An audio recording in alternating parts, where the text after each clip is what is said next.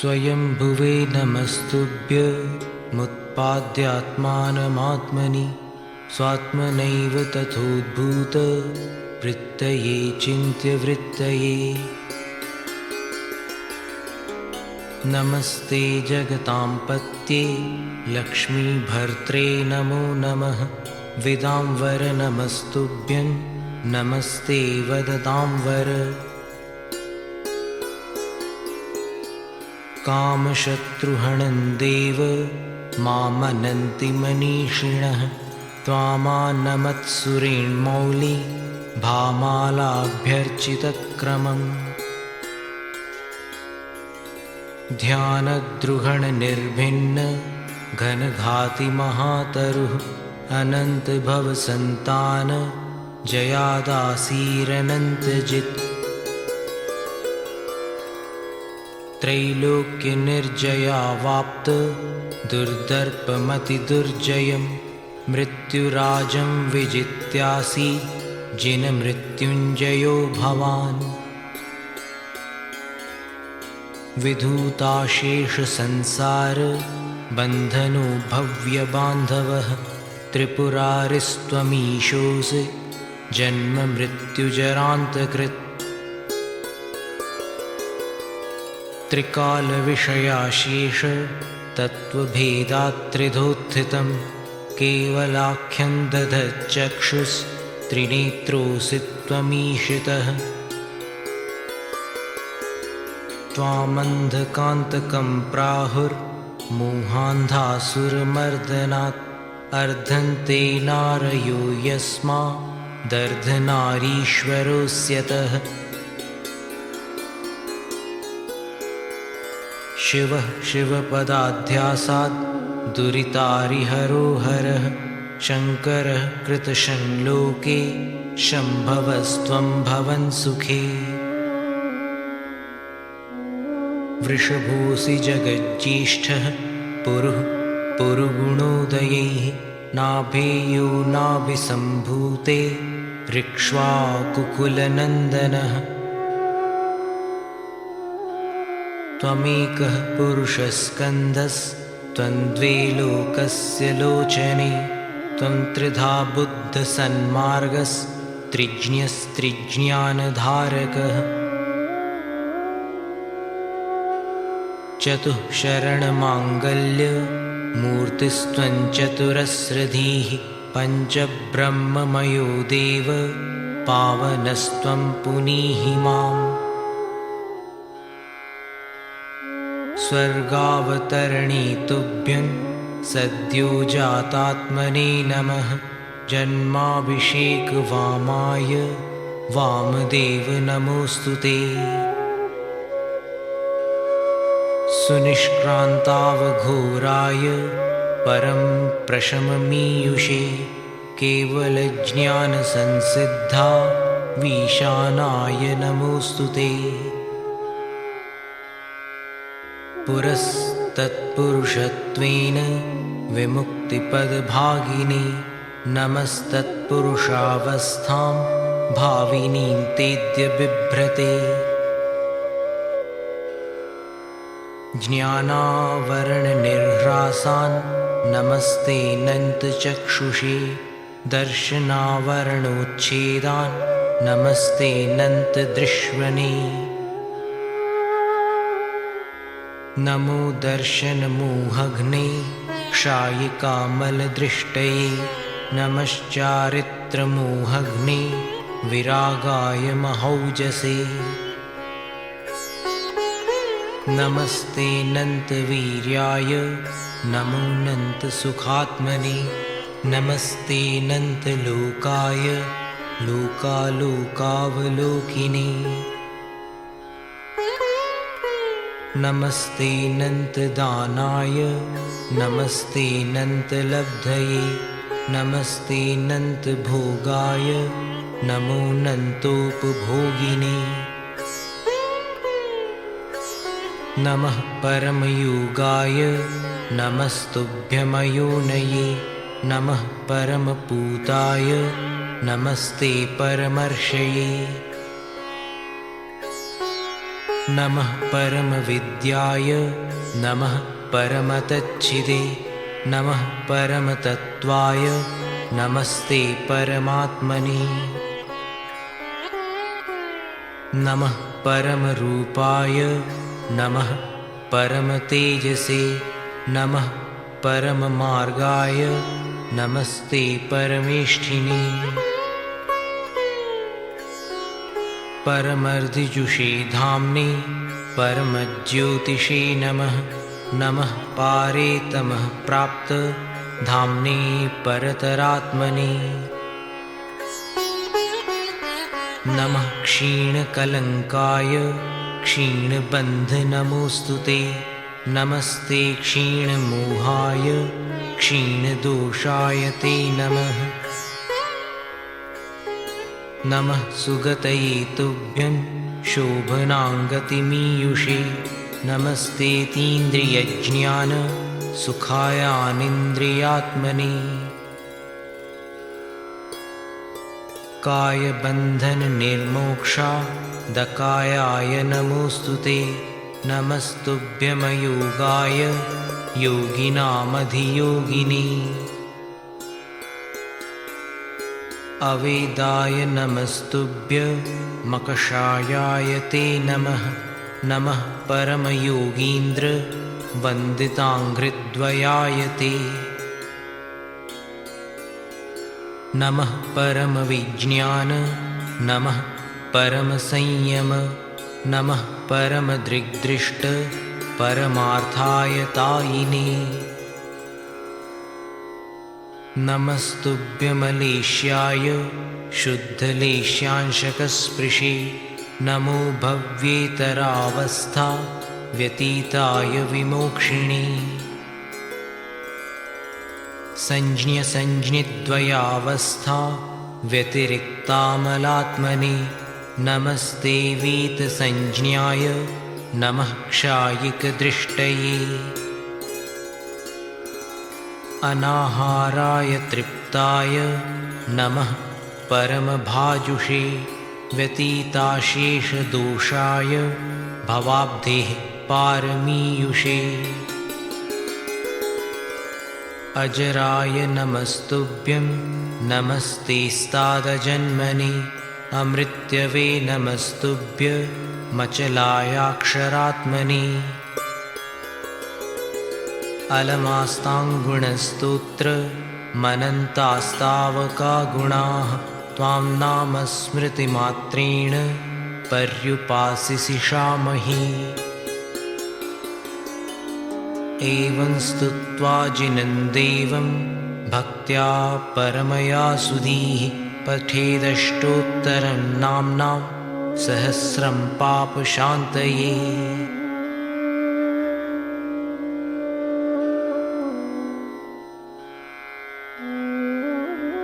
प्रसिद्धाष्टसहस्रेद्धलक्षणं त्वां गिरां पतिं नाम्नामष्टसहस्रेण तोष्टुमोऽभीष्टसिद्धये श्रीमान् स्वयं धूर्वृषभः शम्भवः शम्भुरात्मभूः स्वयं प्रभः प्रभुर्भोक्ता विश्वभूरपुनर्भवः विश्वात्मा विश्वलोकेषु विश्वतश्चक्षुरक्षरः विश्वविद्विश्वविद्येषु विश्वयोनिरनश्वरः विश्वदृष्ट्वा विभुर्धाता विश्वेषु विश्वलोचनः विश्वव्यापी विधिर्वेदाः शाश्वतो विश्वतोमुखः विश्वकर्मा जगज्येष्ठो विश्वमूर्तिर्जिनेश्वरः विश्वदृग्विश्वभूतेषु विश्वज्योतिरनीश्वरः जिनो जिष्णुरमेयात्मा विश्वरीशो जगत्पतिः अनन्तजिदचिन्त्यात्मा भव्यबन्धुरबन्धनः युगादिपुरुषो ब्रह्मा पञ्चब्रह्ममयः शिवः परः परतरः सूक्ष्मः परमेष्ठी सनातनः स्वयं ज्योतिरजो जन्मा ब्रह्मयोनिरयो निजः मोहारिर्विजयी जेता धर्मचक्री दयाध्वजः प्रशान्तारिरनन्तात्मा योगी योगीश्वरार्चितः ब्रह्मविद् ब्रह्मतत्त्वज्ञो ब्रह्मोऽद्या विद्यतीश्वरः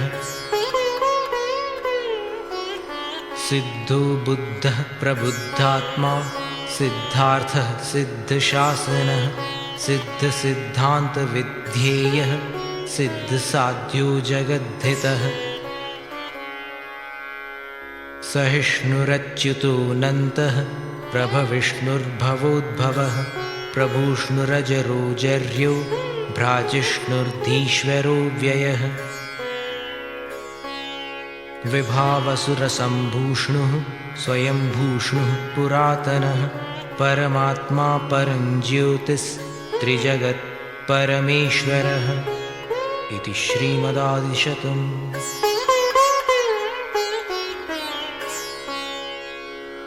दिव्यभाषापतिर्दिव्यः पूतवाक्पूतशासनः पूतात्मा परमज्योतिर्धर्माध्यक्षोदमीश्वरः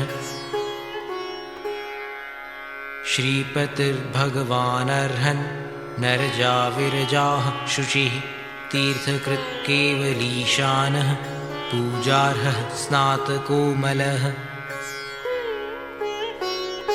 अनन्तदीप्तिर्ज्ञानात्मा स्वयं बुद्धः प्रजापतिः मुक्तः शक्तो निराबाधो निष्कलो भुवनेश्वरः निरञ्जनो जगज्योतिर्निरुक्तोक्तिर्निरामयः अचलस्थितिरक्षोभ्यः कूटस्थः स्थाणुरक्षयः अग्रणीर्ग्रामणीर्नेता प्रणेता न्यायशास्त्रकृत् शास्ता धर्मपतिर्धर्म्यो धर्मात्मा धर्मतीर्थकृत् वृषध्वजो वृषाधीशो वृषकेतुर्वृषायुधः वृषो वृषपतिर्भर्ता वृषभाङ्को वृषोद्भवः हिरण्यनाभिर्भूतात्मा भूतभृद्भूतभावनः प्रभवो विभवो भास्वान् भवो भावो भवान्तकः हिरण्यगर्भः श्रीगर्भः प्रभूतविभवो भवः स्वयं प्रभुः प्रभूतात्मा भूतनाथो जगत्प्रभुः सर्वादिः सर्वदिक्सार्वः सर्वज्ञः सर्वदर्शनः सर्वात्मा सर्वलोकेशः सर्ववित् सर्वलोकजित् सुगतिः सुश्रुतः सुश्रुत् सुवाक्सूरिर्बहुश्रुतः विश्रुतो विश्वतः पादो विश्वशीर्षः शुचिश्रवाः सहस्रशीर्षः क्षेत्रज्ञः सहस्राक्षः सहस्रपात् भूतभव्यभवद्भर्ता विश्वविद्यामहेश्वरः इति दिव्यादिशतम्।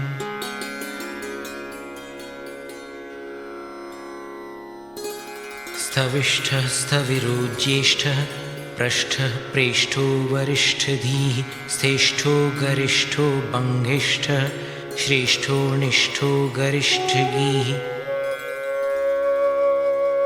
विश्वभृद्विश्वसृड्विश्वे विश्वभुग्विश्वनायकः विश्वासीर्विश्वरूपात्मा विश्वजित् विजितान्तकः विभावो विभयो वीरो विशोको विजरो जरन् विरागो विरतो संगो विविक्तो वीतमत्सरः विनेयजनता बन्धुर्विलीनाशेषकल्मषः वियोगो योगविद्वान् विधाता सुविधिः सुधीः क्षान्तिभाक् पृथिवीमूर्तिः शान्तिभाक् सलिलात्मकः वायुमूर्तिरसङ्गात्मा वह्निमूर्तिरधर्मधक् सुयज्वा यजमानात्मा सुत्वा सुत्रामपूजितः ऋत्विग्यज्ञपतिर्यज्ञो यज्ञाङ्गममृतं हविः व्योममूर्तिरमूर्तात्मा निर्लेपो निर्मलोचलः सोममूर्तिः सुसौम्यात्मा सूर्यमूर्तिर्महाप्रभः मन्त्रविन्मन्त्रकृन्मन्त्री मन्त्रमूर्तिरनन्तगः स्वतन्त्रस्तन्त्रकृत्स्वन्तः कृतान्तान्तः कृतान्तकृत् कृतीकृतार्थः सत्कृत्यः कृतकृत्यः कृतक्रतुः नित्यो मृत्युञ्जयो मृत्युरमृतात्मामृतोद्भवः ब्रह्मनिष्ठः परं ब्रह्म ब्रह्मात्मा ब्रह्मसम्भवः महाब्रह्मपतिर्ब्रह्मे महाब्रह्मपदेश्वरः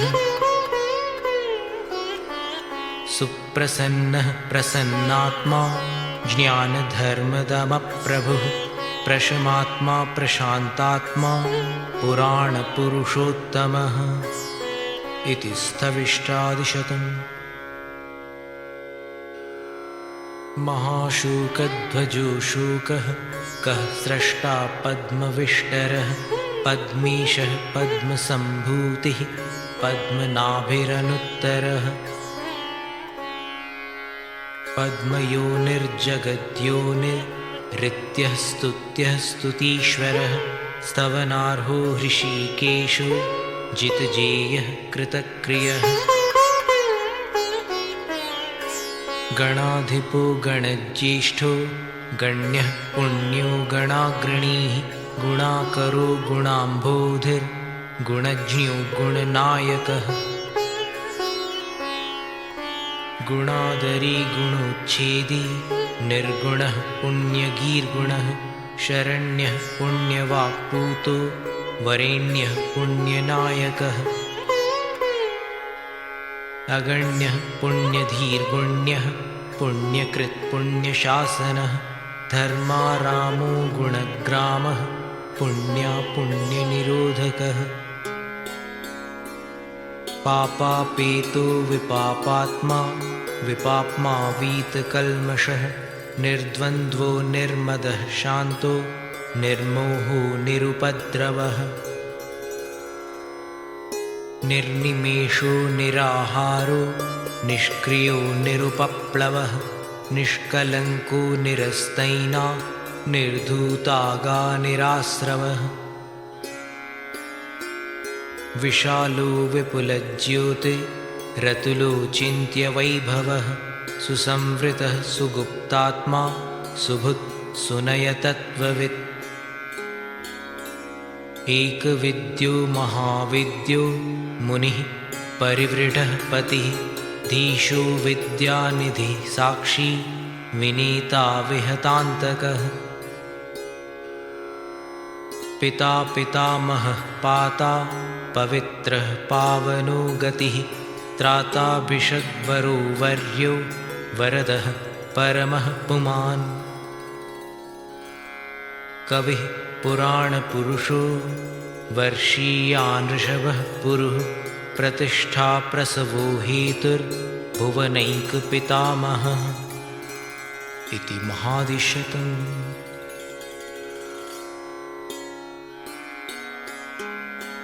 श्रीवृक्षलक्षणः श्लक्ष्णो लक्षण्यः शुभलक्षणः निरक्षः पुण्डरीकाक्षः पुष्कलः पुष्करेक्षणः सिद्धिदः सिद्धसङ्कल्पः सिद्धात्मा सिद्धसाधनः बुद्धबोध्यो महाबोधिर्वर्धमानो महर्धिकः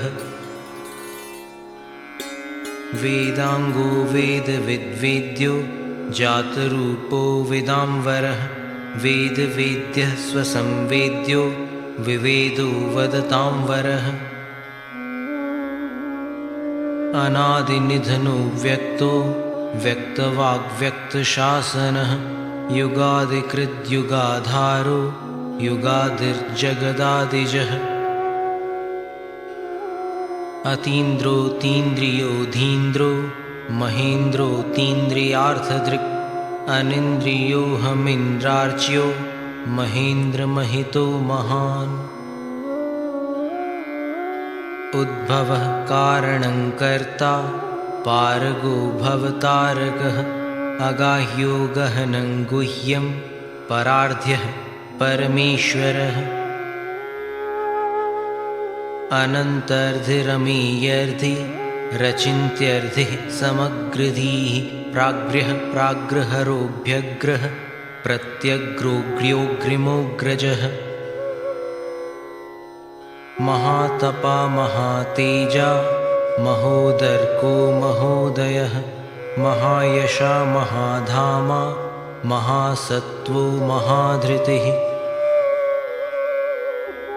महाधैर्यो महावीर्यो महासम्पन्महाबलः महाशक्तिर्महाज्योतिर्महाभूतिर्महाद्युतिः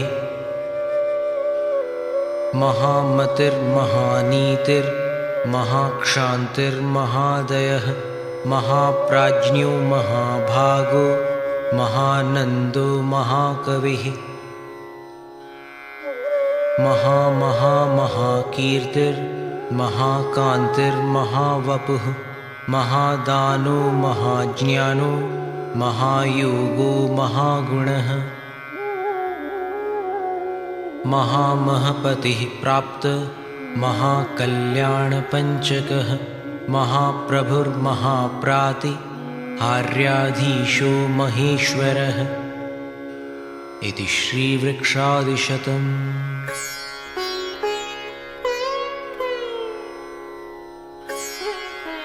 महामुनिर्महामौनी महाध्यानो महादमः महाक्षमो महाशीलो महायज्ञो महामखः महाव्रतपतिर्मह्यो महाकान्तिधरोऽधिपः महामैत्रीमयो मेयो महोपायो महोमयः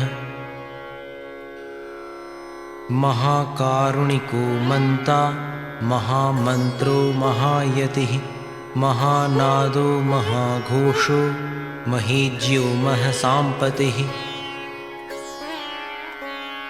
महाध्वरधरो धुर्यो महौदार्यो महिष्ठवाक् महात्मा महसान्धाम महर्षिर्महितोदयः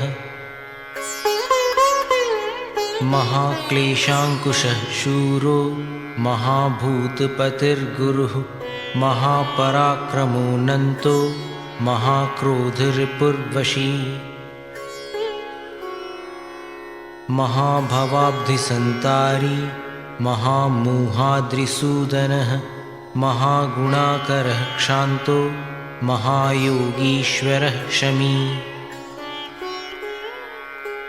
महाध्यानपतिर्ध्यात महाधर्मा महाव्रतः महाकर्मारिहात्मज्ञो महादेवो महेशिता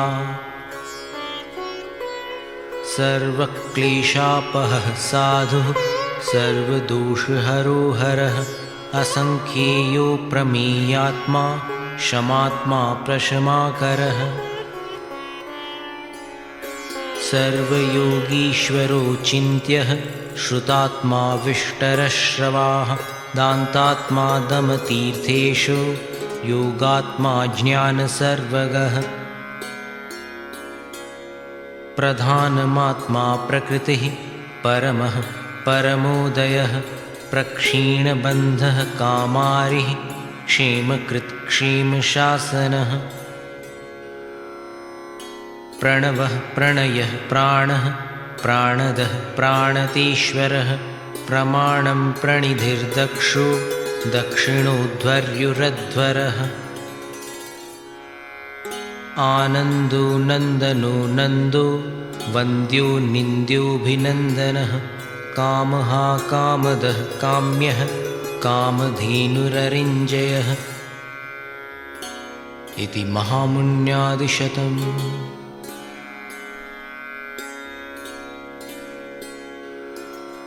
असंस्कृतसुसंस्कारः प्राकृतो वै कृतान्तकृत् अन्तकृत्कान्तगुःकान्तश्चिन्तामणिरभीष्टदः अजितो जितकामारि रमितो मितशासनः जितक्रोधो जितामित्रो जितक्लेशो जितान्तकः जिनेन्द्रः परमानन्दो मुनीन्द्रो दुन्दुभिस्वनः महेन्द्रवन्द्यो योगीन्द्रो यतीन्द्रो नाभिनन्दनः नाभेयो नाभिजोजातः सुव्रतो मनुरुत्तमः अभेद्यो नत्ययो नाश्वा नधिकोऽधिगुरुः सुगीः सुमेधा विक्रमी स्वामी दुराधर्षो निरुत्सुकः विशिष्टः शिष्टभुक्शिष्टः प्रत्ययः कामनो नघः क्षीमी क्षीमङ्करो क्षय्यः क्षेमधर्मपतिः क्षमी अग्राह्यो ज्ञाननिग्राह्यो ध्यानगम्यो निरुत्तरः सुकृती धातुरिज्यार्हः सुनयश्चतुराननः श्रीनिवासश्चतुर्वक्त्रश्चतुरास्यश्चतुर्मुखः सत्यात्मा सत्यविज्ञानः सत्यवाक् सत्यशासनः सत्याशीः सत्यसन्धानः सत्यः सत्यपरायणः स्थेयान् स्थवीयान् नेदीयान् दवीयान् दूरदर्शनः अणोरणीयाननणुर्गुरुराद्यो गरीयसाम् सदा योगः सदा भोगः सदा तृप्तः सदा शिवः सदा गतिः सदा सौख्यः सदा विद्यः सदोदयः सुघोषः सुमुखः सौम्यः सुखदः सुहितः सुहृत् सुगुप्तो गुप्तिभृद्गोप्ता लोकाध्यक्षो दमेश्वरः इति असंस्कृतादिशतम्।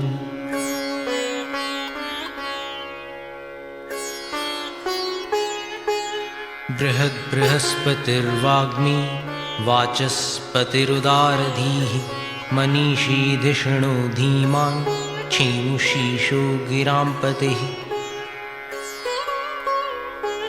नैकरूपो नयोत्तुङ्गो नैकात्मा नैकधर्मकृत् अविज्ञेयो प्रतर्क्यात्मा कृतज्ञः कृतलक्षणः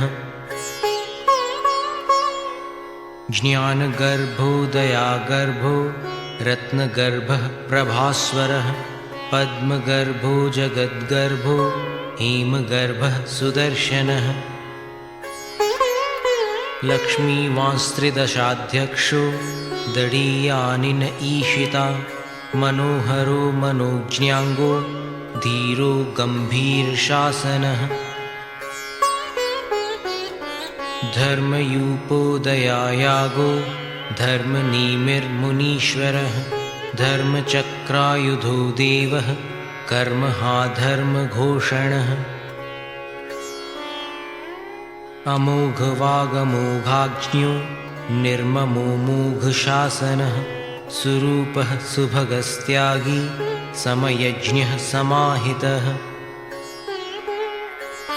सुस्थितः स्वास्थ्यभाक्स्वस्थो नीरजस्को निरुद्धवः अलेपो निष्कलङ्कात्मा वीतरागो गतस्पृहः वश्येन्द्रियो विमुक्तात्मा निःसपत्नो जितेन्द्रियः प्रशान्तो नन्तधामर्षिर्मङ्गलं मलहानयः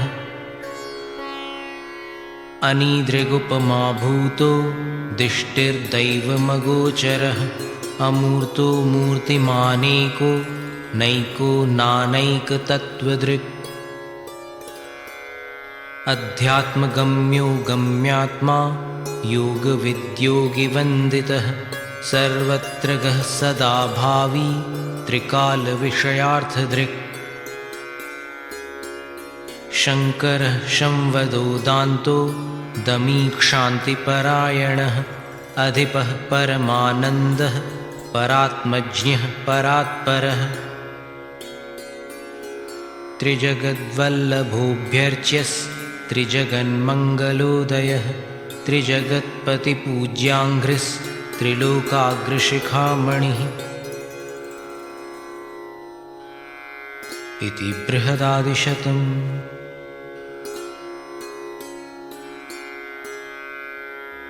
त्रिकालदर्शी लोकेशो लोकधाता दृढव्रतः सर्वलोकातिगः पूज्यः सर्वलोकैकसारथिः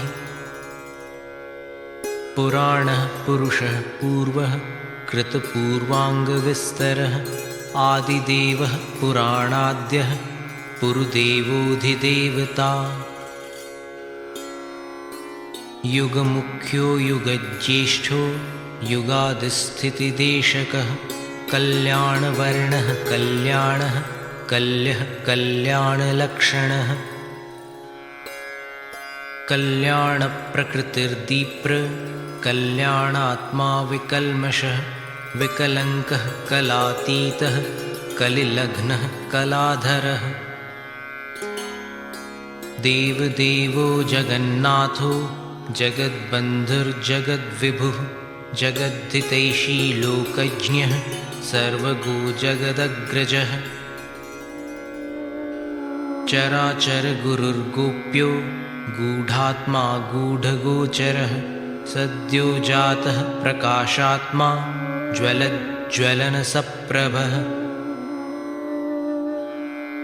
आदित्यवर्णो भर्माभः सुप्रभः कनकप्रभः सुवर्णवर्णो रुक्माभः सूर्यकोटिसमप्रभः तपनीयनिभस्तुङ्गो बालार्काभो नलप्रभः सन्ध्याभ्रबभ्रुर्हेमाभस्तप्तचामीकरच्छविः निष्टप्तकनकच्छायः कनत्काञ्चनसन्निभः हिरण्यवर्णः स्वर्णाभः शातकुम्भनिभप्रभः द्युम्नाभोजातरूपाभस्तप्तजाम्बूनदद्युतिः सुधौतकलधौतश्रीः प्रदीप्तो हाटकद्युतिः शिष्टेष्टः पुष्टिदः पुष्टः स्पष्टः स्पष्टाक्षरः क्षमः शत्रुघ्नो प्रतिघोमोघः प्रशास्ता शासिता स्वभूः शान्तिनिष्ठो मुनिज्येष्ठः शिवतातिः शिवप्रदः शान्तिदः शान्तिकृच्छान्तिः कान्तिमान् कामितप्रदः श्रेयो निधिरधिष्ठानमप्रतिष्ठः प्रतिष्ठितः सुस्थिरः स्थावरः स्थास्नुः प्रतीयान् प्रथितः पृथुः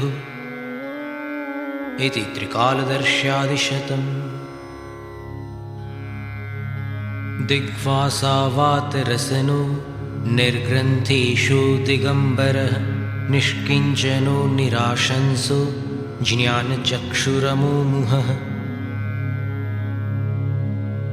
तेजोराशिरनन्तौजा ज्ञानाब्धिः शीलसागरः तेजोमयोमितज्योतिर्ज्योतिर्मूर्तिस्तमोपः जगच्चूडामणिर्दीप्तः शंवान्विघ्नविनायकः कलिघ्नः कर्मशत्रुघ्नो लोकालोकप्रकाशकः अनिद्रालुरतन्द्रालुर्जागरूकः प्रमामयः लक्ष्मीपतिर्जगज्योतिर्धर्मराजः प्रजाहितः मुमुक्षुर्बन्धमोक्षज्ञो जिताक्षो जितमन्मथः प्रशान्तरसशैलूषो भव्यपेटकनायकः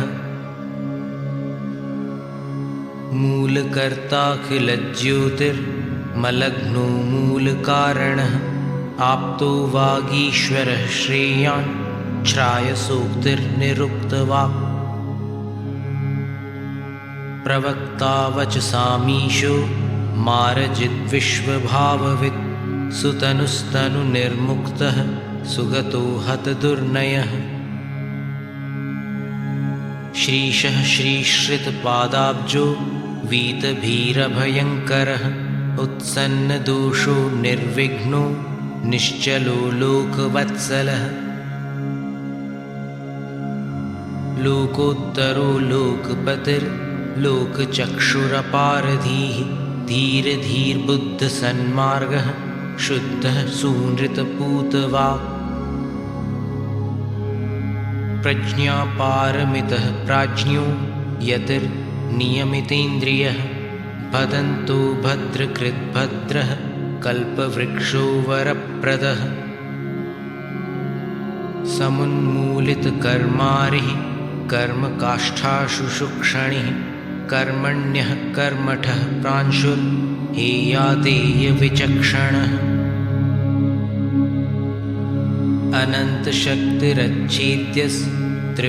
अनन्तशक्तिरच्छेद्यस्त्रिपुरारिस्त्रिलोचनः त्रिनेत्रस्त्र्यम्बकस्त्र्यक्षः केवलज्ञानवीक्षणः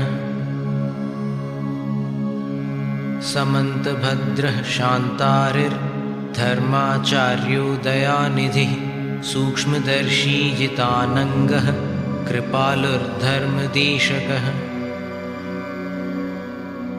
शुभन्युः सुखसाद्भूतः पुण्यराशिरनामयः धर्मपालो जगत्पालो धर्मसाम्राज्यनायकः इति दिग्वासाद्यष्टोत्तरशतम्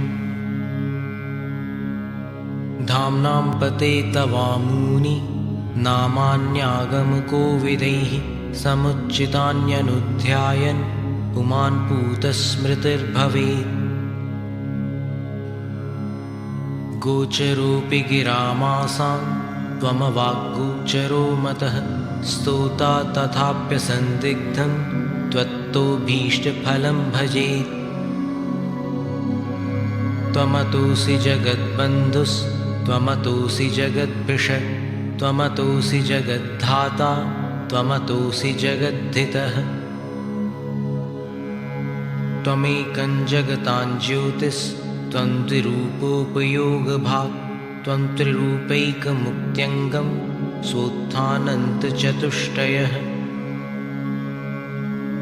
त्वं पञ्चब्रह्मतत्त्वात्मा पञ्चकल्याणनायकः षड्भेदभावतत्त्वज्ञस्त्वं सप्तनयसङ्ग्रहः दिव्याष्टगुणमूर्तिस्त्वं नवकेवललब्धिकः दशावतारनिर्धार्यो मां पाहि परमेश्वर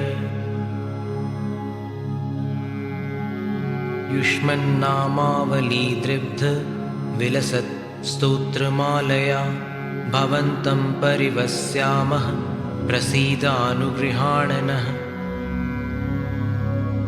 इदं स्तोत्रमनुस्मृत्य पूतो भवति भाक्तिकः यः सत्पाठं पठत्येनं स स्यात् कल्याणभाजनम्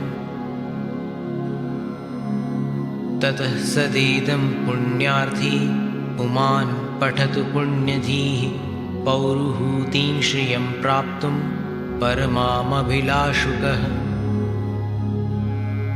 स्तुतिः पुण्यगुणोत्कीर्तिः स्तोता भव्यः प्रसन्नधीः निष्ठितार्थो भवान् स्तुत्यः फलं नैश्रेयसं सुखम्